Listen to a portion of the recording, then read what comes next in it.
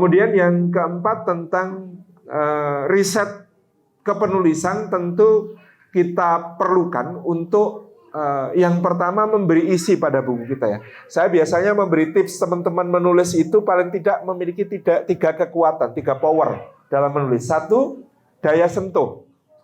Ini agak susah diteorikan. Saya sendiri juga sedang berusaha belajar untuk memiliki daya sentuh karena teorinya ya cuma kalimat sederhana tapi angel dipraktekin. Apa yang dari hati akan sampai ke hati. Itu penulis itu harus punya daya sentuh.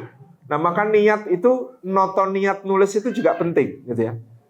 Makanya para ulama terdahulu itu karya-karyanya bertahan sampai hari ini ya. Imam Bukhari, Imam Syafi'i, ya karena pasti niatnya yang sangat bersih gitu. Yang kedua itu daya isi. Nek daya sentuh tok, itu nulis bisa menyentuh, tetapi pembaca tidak menemukan sesuatu yang bergizi. Nah, misalnya, dia nulis, pokoknya saya nulis dari hati, isinya curhatan kan gitu. Dipasang di Facebook, banyak yang suka, mewakili perasaanku, gitu ya, misalnya gitu, mewakili perasaanku. Tetapi setelah itu apa? Aku tersentuh, wis gitu. Nah ini harus kemudian penulis itu punya daya isi. Daya isi itu artinya apa yang kemudian dia sajikan itu ada gizinya, ada bobotnya, ada sesuatu yang didapat oleh pembacanya.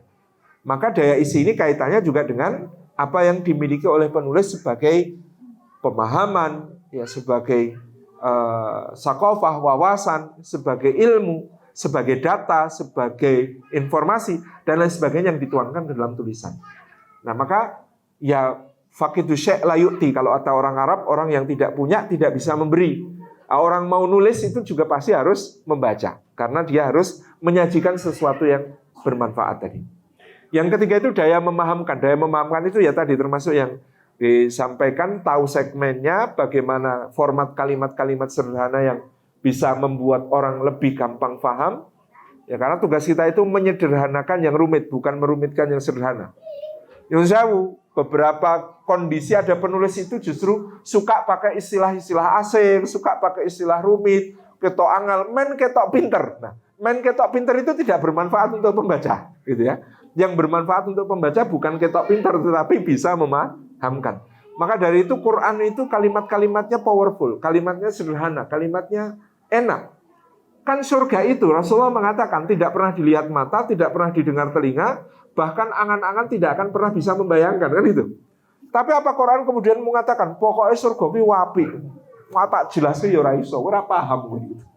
Enggak, Allah memilih misalnya untuk menjelaskan surga dengan kata-kata yang mudah dibayangkan. Surga yang di bawahnya mengalir sungai-sungai, buah-buahannya dekat, ya, naungan pohonannya rindang, ya di dalamnya mereka pakai sutra hijau yang tebal dan halus, gitu ya. Di dalamnya buah-buahannya begini-begini, di dalamnya makanannya begini, pelayannya begini, bidadarinya begini, tanahnya begini, ya, sungainya ada yang madu, ada yang susu, ada yang khomer, yang begini, yang air yang suci, macam-macam. Jadi itu dijelaskan dengan sangat sederhana. Itu contoh daya memahamkan. Jadi daya isi, daya sentuh, daya isi, daya memahamkan itu dalam menulis.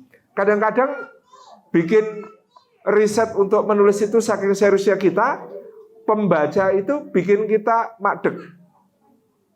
Saya riset untuk nulis buku Sang Pangeran dan Janisari terakhir itu direwangi tekan Belanda, direwangi tekan Turki, itu 3-4 tahun.